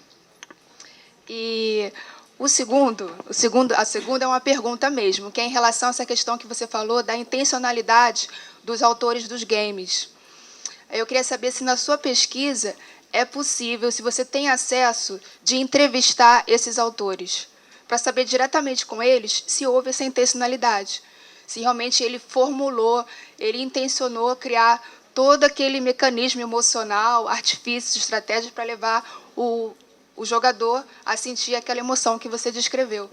Assim, a primeira pergunta, o primeiro comentário, né, da questão das regras, né, o que eu vejo mais presente dentro dos jogos é quando são jogos abertos, jogos assim, abertos não, jogos jogados numa rede, né, onde pessoas, né, vão participar do mesmo ambiente, né, e vão poder criar, por exemplo, subjogos, né, subcenários dentro daquele cenário, entre aspas, falando assim, cenário no sentido não de um cenário assim gráfico, né, daquela situação que foi proposta, né. Por exemplo, tem vários jogos assim, né, que você cria uma conta, jogos online, né, que você joga com outras pessoas e ali você pode, vamos supor, o jogo ele tem um objetivo, que é você tem que passar de uma fase, salvar uma princesa, né, subir de nível, etc. e tal. Você pode, né, marcar num certo dia com seus amigos, entrar naquele sistema, naquele ambiente e ficar ali só conversando, só batendo papo, ou fazer outras coisas, né? Então, assim, você pode estar no mundo medieval e criar um subjogo dentro daquilo, que seja um jogo assim contemporâneo, né? Enfim, acho que mais quando há essa abertura de jogos online, né? Agora, jogos de uma pessoa só, eu acho, pelo menos assim, eu não conheço nenhum jogo que tenha essa abertura. O que tem, assim, são jogos que você pode criar fases e cenários, até colocar isso numa rede para que as pessoas possam baixar aquela fase e compartilhar, né? Agora, isso sempre baseando-se numa regra como que fundamental, né? Como se fosse um algoritmo ali que dá o pontapé e a partir daquilo são criados, né, essas fases. A segunda questão, sim, eu tenho essa intenção de conhecer essas pessoas, de falar com elas para saber isso, de saber se houve essa intenção, né, e de até que ponto elas esperam essa resposta, né, em determinado ponto, né, ou não, ou se elas têm uma intenção, mas deixaram isso mais aberto. Porque tem um outro jogo que eu não apresentei, chamado de Peacemaker, que é um jogo assim político, né, que ele tem uma intenção lá, que ele te coloca, você pode ficar na posição ou do presidente de Israel, do primeiro-ministro, ou do líder da Palestina. Então, da forma com que você vai interagir naquele jogo, ele vai te comunicar algo, mas ele tem uma intenção, porque esse jogo ele faz parte do movimento chamado de Games for Change. Então há uma intenção aí, ele não quer que você fique livre para que você seja mal e possa, sei lá, matar pessoas sem ter uma consequência. Ele tem ali uma intenção de comunicação por trás, né? Ele não te deixa livre, assim. Ele te deixa, mas ele vai querer te comunicar algo, ele vai querer te propor algo, né? Que é a questão da paz e tal. Meu nome é Ednei, eu sou aluno de doutorado em comunicação. A pergunta é para o Sandro e para o Guilherme. É mais um comentário e pergunta ao mesmo tempo. Essa interatividade homem-máquina, eu acho que uma coisa que atrapalha pensar bastante essa interatividade é um discurso de antropocentrismo. É um discurso de antropocentrismo em que você qualifica o humano como um sujeito que é estável, que ele sempre ele tem uma ética que se dá com outros seres humanos apenas, que é fixo historicamente, né? E eu acho que esse antropocentrismo seria contestado olhando a uma natureza humana de uma forma diferente, que seria olhar essa relação com a tecnologia, que seria uma antropotécnica mesmo. E isso levaria à criação de novos conceitos, que seria a individuação da técnica com a individuação humana, a individuação da natureza. Isso teria que olhar com o meio associado, essa relação. Aí eu pergunto para vocês, como o modo que você olha um pensamento, por exemplo, do Bruno Latour, que ele já coloca a questão de um meio de discurso pós esse discurso das ciências sociais, que seria para ele pós-social mesmo, como ele coloca. Bom, eu vejo um lado interessante que de princípio, já vejo um lado interessante que ele não vê mais só como um imaginário tecnológico. É mais do que isso. A técnica é agência social. É mais do que socialização da técnica, né? Isso fugiria de imediato de um determinismo técnico, né? De imediato, a gente conseguiria colocar no mesmo plano. Bom, na comunicação isso também já reverteria novos conceitos, novas ideias. Para o Guilherme, ele falou, teceu um comentário sobre o Heidegger, também me motivou a falar. Achei super importante. O Heidegger, muito mal interpretado como demonização da técnica. No entanto, eu vejo o Heidegger como, ao mesmo tempo que ele fala, não, eu estou preocupado com a essência da técnica, eu estou preocupado com olhar essa condição humana na modernidade, ele consegue responder muito bem, ele fala, a essência da técnica é o gestel lá, que é uma armação para ele. No entanto, ele parece que volta atrás num discurso pós-humano, que é do Bruno Latour, que é o seguinte, que ele coloca que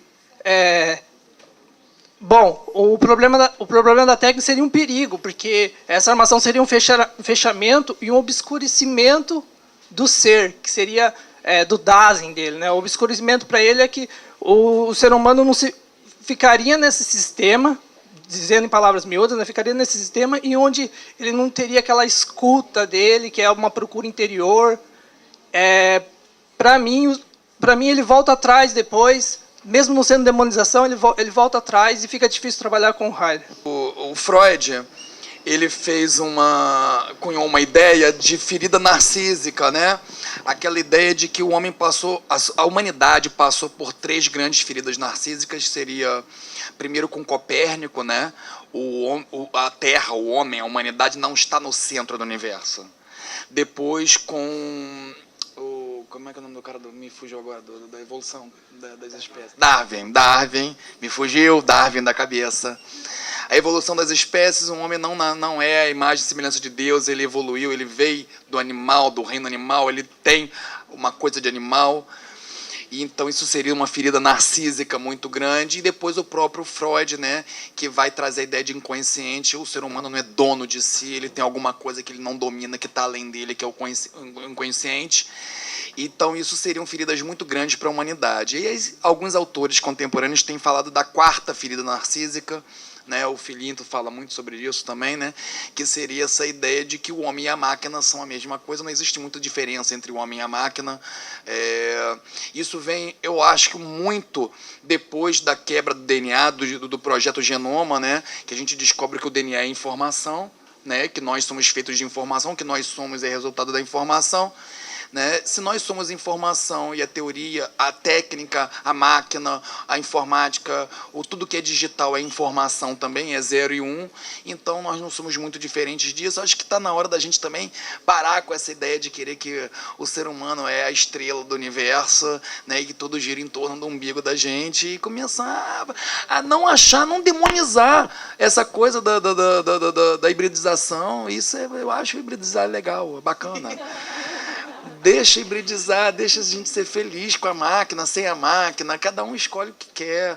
Mas eu acho que a gente, é verdade, o Latour ele abre uma discussão sobre essas possibilidades de hibridização que ultrapassam as pessoas que ficam querendo o tempo todo virar e falar, não, para com isso, que máquina em mim, o quê? Eu e a máquina, não, Deus me livre. E eu acho que a gente tem que olhar com menos preconceito para esse tipo de coisa. Até porque as gerações que estão vindo aí, as famosas agora gerações Y, os nativos digitais, eles já estão lidando com a máquina, com a tecnologia, com outra concepção e agenciando, né, com a máquina com outro tipo de pensamento.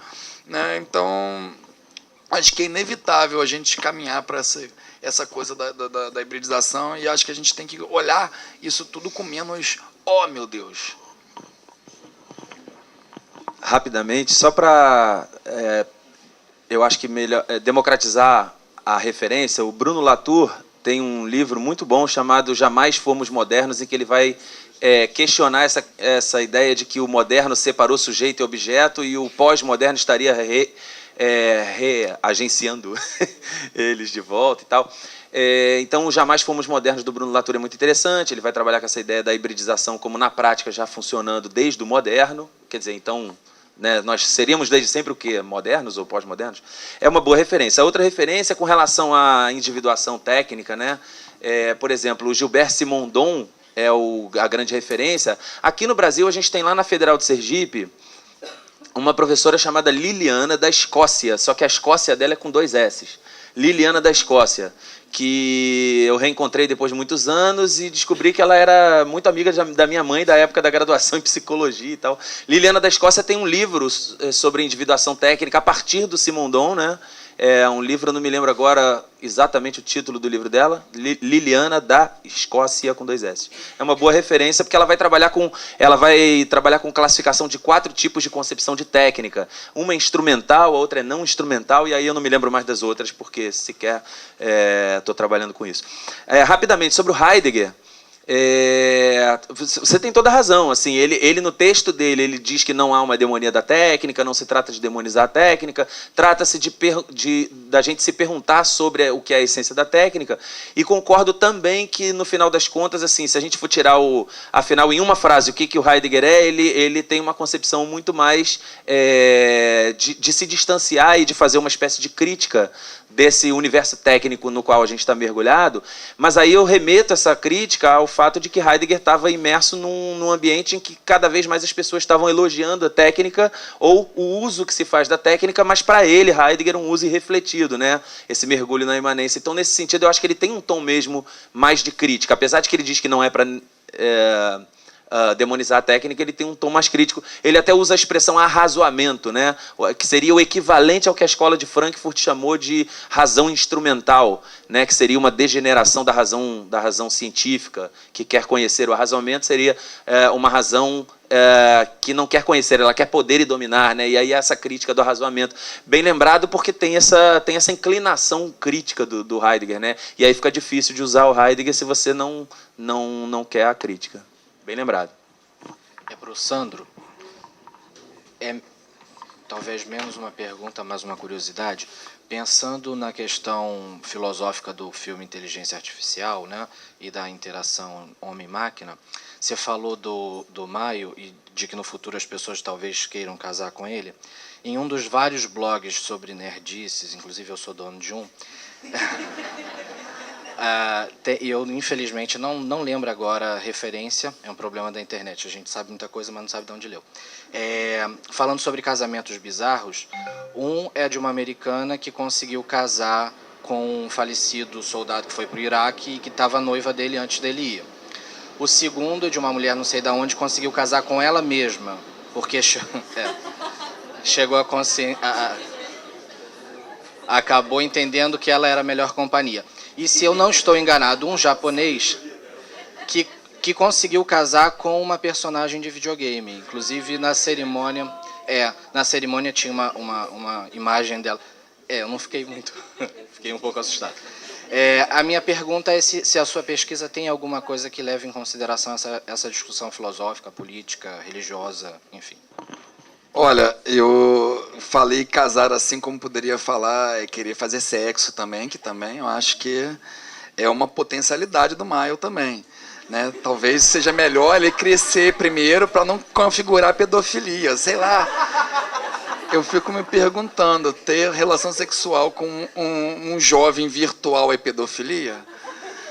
Eu acho tudo muito doido, né?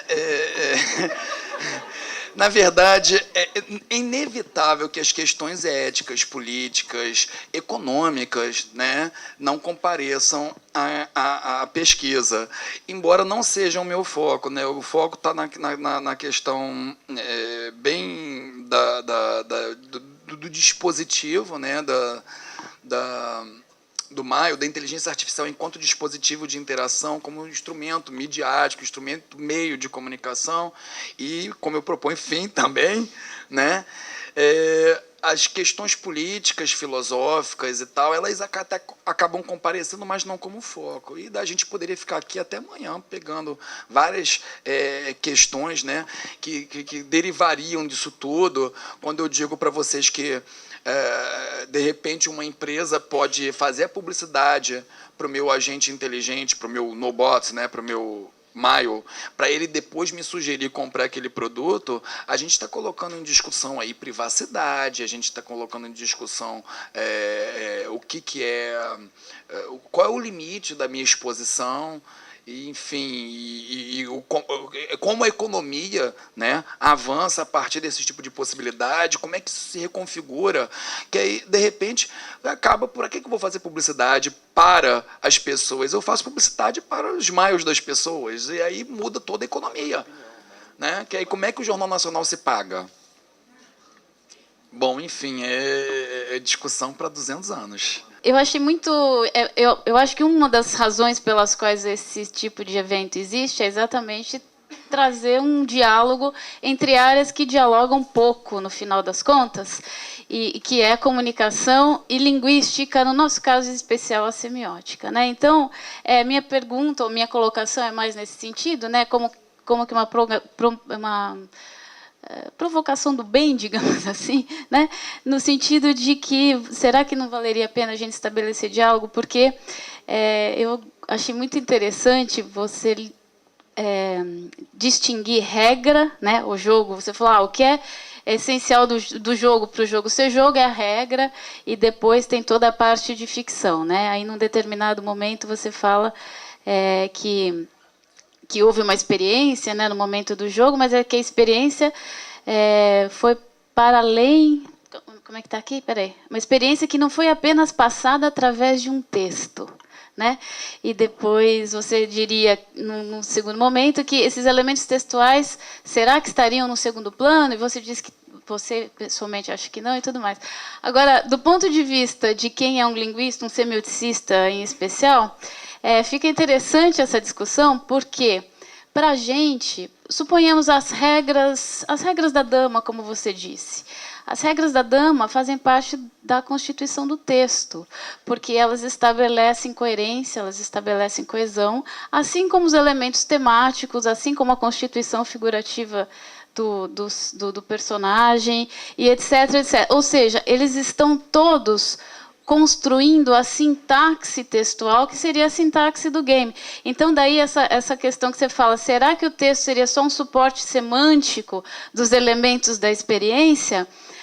Perde o sentido, porque, do nosso ponto de vista da semiótica, sim, há os elementos semânticos constituindo os efeitos de sentido de interação, interatividade e tudo mais, mas há os elementos sintáticos também, dos quais as regras fazem parte, assim como a narrativa, assim como a constituição temporal, assim como etc, etc. Né? Então, será que haveria, então, para finalizar, uma porta de entrada dessa interlocução? Evitei ao máximo assim entrar numa área que não é a minha área, né? Mas eu estava pensando assim na questão da sintaxe não pelo texto, mas pelos próprios elementos constituintes do próprio jogo, né? Assim, só para poder fechar, né? O cinema, né? Assim, ele tem uma forma, ele tem uma sintaxe também, mas que não está. Aí que tá. No texto, como eu estou falando assim, no texto no sentido muito literal, assim, no sentido muito, estou usando termos assim que estão se, que tal que está na montagem, né? Que está na forma com que os fotogramas vão se intercalar, né? Então, para mim, é isso que eu estava pensando numa sintaxe dos jogos, mas que passasse por isso, né, pelas regras, porque assim, que tipo de estruturas eu posso pensar para montar essa sintaxe dos jogos, assim? Que a gente estava discutindo aqui até a questão do Miles que você falou, que na verdade ele raciocina, né? Ele pensa, ele interage. Assim, é mais ou menos o que dá a entender. Ele simula uma interação bem, na verdade, muito legal isso, mas existem aqueles computadores que você pensa e ele age. Totalmente você. Ele age pela sua cabeça mesmo. Ele age a partir do seu pensamento, do seu raciocínio. Em que isso se encaixaria, assim? Se tem essa relação com o Miles ou é totalmente diferente?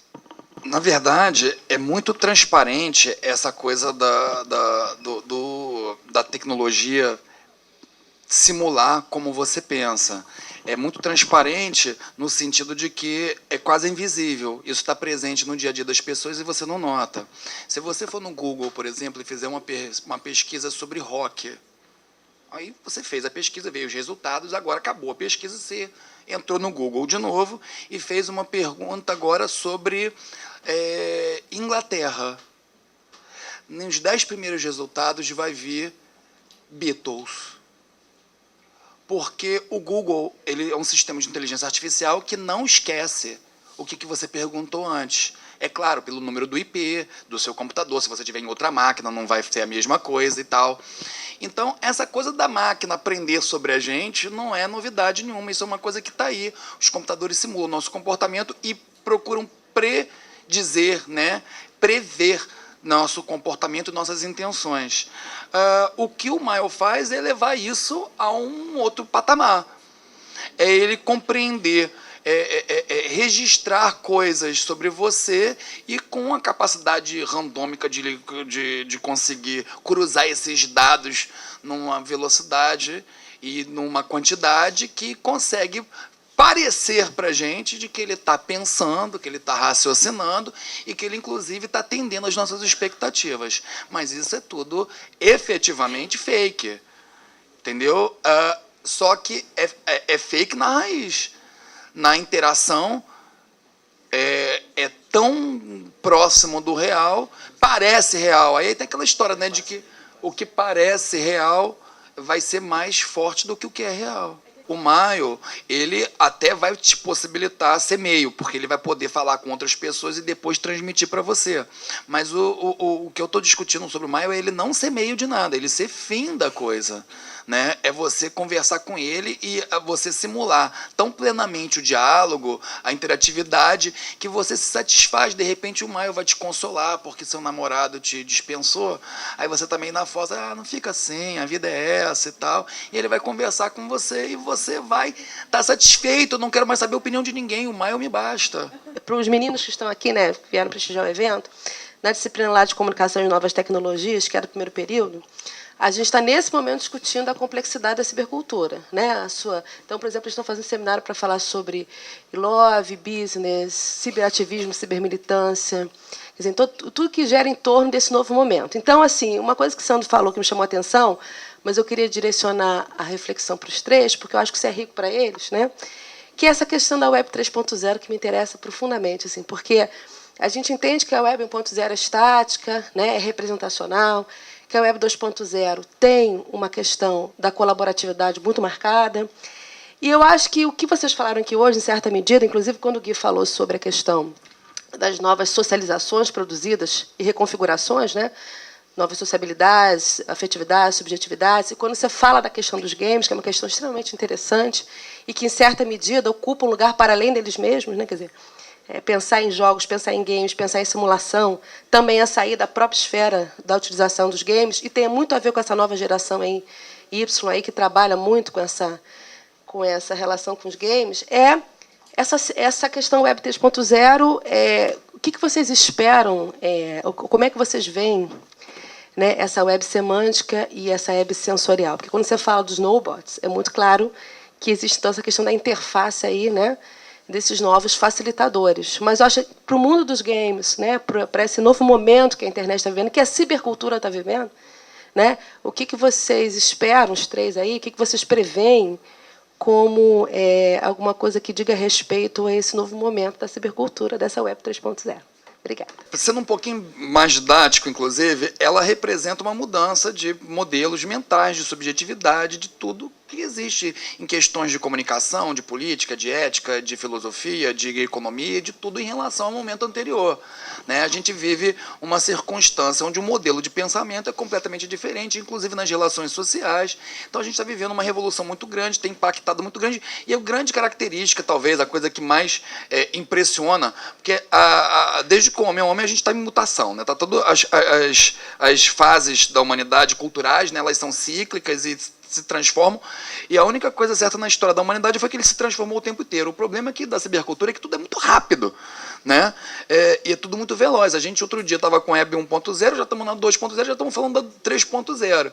Quando se começou há pouco tempo a se falar de 3.0, Web 3.0, achava-se que isso era ficção, viagem, fantasia, quem sabe lá para o 2100, 2200, e a gente já está vendo elementos que vão levar o Web 3.0 a acontecerem agora. A Web 3.0 ela já está começando a acontecer com todo mundo. Quando você está na rua e o policial, do exemplo que eu estava dando, está reconhecendo sua face, isso é a tecnologia sentindo você. É a tecnologia sensorial, é você passar diante da câmera e ela te identificar. Então, já que a gente está num encontro de pessoal de letras, você, né, significa para a tecnologia. Perfeito? E eu acho que esse que é o grande barato da Web 3.0, é você ter um outro nível em que a máquina ela não é reativa aos seus inputs, outputs e tal. A máquina ela é proativa para você. E a gente já está vivendo isso. Se você for agora para o Rio de Janeiro, não, melhor, voltando do Rio de Janeiro para cá, e você passa na ponte, como é que é o nome daquilo? Na via Onda Livre. Você vai passar ali na Onda Livre. Se tiver algum problema, não levanta a cancela. Só levanta a cancela porque a tecnologia te sente. A tecnologia está te sentindo em todos os momentos agora. Você entra na sala e o ar-condicionado sensitivo percebe que você entrou, ele liga sozinho. E aí depois, quando sai não tem ninguém, ele reconhece que não tem ninguém, então ele desliga. A ideia é isso, a enésima potência. Em tudo que você está fazendo, a tecnologia está te sentindo e participando da sua vida em outro nível. Guilherme, em sua belíssima e didática apresentação sobre a expansão da técnica, você cita alguns estudiosos. E entre esses estudiosos, você cita um que vai fazer a distinção sobre o avanço além do humano a partir da visão do Pacto Fáustico, né? E é interessante que todas as vezes que a gente fala de tecnologia, a gente tem sempre a preocupação do processo de desumanização que a tecnologia pode provocar. No entanto, os próprios estudiosos da tecnologia vão se socorrer na arte, que é a afirmação de vida e a afirmação de humanidade. Então, gostaria que você comentasse isso. Como você vê essa relação entre arte, humanidade e tecnologia? Eu acho que o pessoal que trabalha com tecnologia acaba indo buscar na arte, na estética, uma série de valores, conceitos ou até categorias, um pouco justamente porque a ideia não é tentar humanizar o objeto técnico. Então acho que tem um pouco isso, e nas humanidades a gente tem uma fonte inesgotável, né, de valores humanos estudados em todas as ciências humanas e sociais, aplicadas ou não. Então a impressão que eu tenho é que, por exemplo, a cibercultura, você falou especificamente de arte, é quase impossível não lembrar que dentro da cibercultura você tem um pessoal que estuda uma espécie de ciberarte, ou esse híbrido que o Bruno Latour fala, né, entre natureza e artifício, sujeito e objeto, que é a tal da body art, né, a arte corporal, tipo Orlan, Stellark, né, os caras que fazem do corpo um suporte. Na verdade, eles estão tentando quebrar essas fronteiras, ou apagar essas fronteiras entre natureza e artifício, pensando justamente esse homem como um ciborgue. Mas aí a justificativa vai ser sempre assim: ah, não, mas o sujeito que usa óculos já está usando o objeto técnico agenciado com o seu corpo biológico, né? Então, assim, eu fico pensando que o pessoal da tecnologia, para não ser taxado muito de assim, não, você está fazendo ciência dura, de máquinas para máquinas, você está falando de máquinas para humanos e tentando humanizar as máquinas, né? Quase como paralelamente a maquinizar um pouquinho os homens, né? Então eles vão buscar na arte, na literatura, na mitologia, algumas referências. E é isso que dá abertura para o pessoal que trabalha com a ideia de imaginário tecnológico hoje, né? Alguns que eu citei, o imaginário tecnológico, justamente porque é como se fosse uma religião, só que agora imanente. Vai se buscar uma certa esperança de alegria, ou de redenção, ou de superação do humano, que é o tal do Pacto Fáustico. Uma coisa que eu acho interessante destacar é o papel que a arte assume hoje, né, de se colocar criticamente às questões tecnológicas, do tipo ser o contraponto do popular, que fica festejando o tempo inteiro as tecnologias, ainda mais essas transparentes que a gente não vê e de repente estão na nossa vida e a gente nem sabe. Então a arte tecnológica, a arte digital, a web art e tal, esses movimentos todos têm se colocado bastante críticos a isso. Vou contar uma instalação rapidinha chamada Cyber Garden, que é um quarto fechado que tem um jardim com um braço robótico que fica botando água nas plantas. E como é que o braço robótico funciona? Você entra na comunidade do Cyber Garden, se inscreve, se cadastra e você passa a fazer parte da rede social do Cyber Garden. Aí, quando você se conecta, o sistema de inteligência artificial diz para você que tem determinada planta que está precisando de água. E aí você remotamente controla o braço mecânico para molhar aquela água e você é um jardineiro do Cyber Garden. E aí você fala assim, legal, e daí? E daí que a proposta do artista é dizer para as pessoas que, ei, o jardim é você, que precisa que as outras pessoas fiquem te alimentando remotamente para viver. Se ninguém entra no seu Facebook e diz, lembrei de você, vim te desejar um final de semana, se você posta alguma coisa e ninguém comenta, você não tem importância nenhuma, você morre, você murcha.